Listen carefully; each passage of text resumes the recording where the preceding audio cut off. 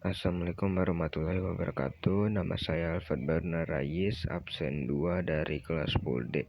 Di sini saya akan memperlihatkan PPT bab 2 tentang masalah ekonomi dan akan dilanjutkan oleh suara Google.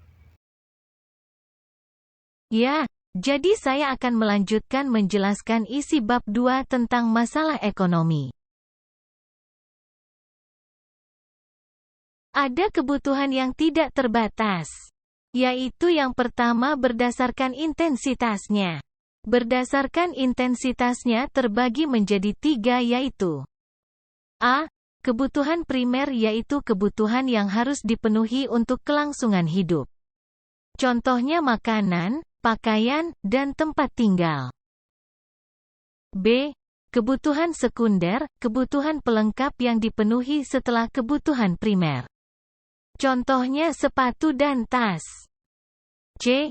Kebutuhan tersier, kebutuhan mewah yang dipenuhi setelah kebutuhan primer dan sekunder.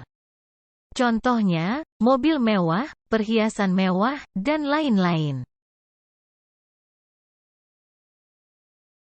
Yang kedua, berdasarkan subjek yang membutuhkan, dibagi 2 yaitu A. Kebutuhan individu, kebutuhan yang berhubungan dengan berbagai individu yang berbeda. Contohnya, siswa yang mempunyai buku. B. Kebutuhan umum, kebutuhan yang berhubungan dengan masyarakat atau disebut juga kebutuhan sosial. Contohnya, jalan raya, dan jaringan listrik. Yang ketiga, berdasarkan waktu. Berdasarkan waktu terbagi lagi menjadi 2, yaitu A. Kebutuhan sekarang. Kebutuhan yang tidak dapat ditunda pemenuhannya dan harus dilakukan saat ini. Contohnya, orang sakit harus segera berobat atau dirawat di rumah sakit. B. Kebutuhan masa mendatang.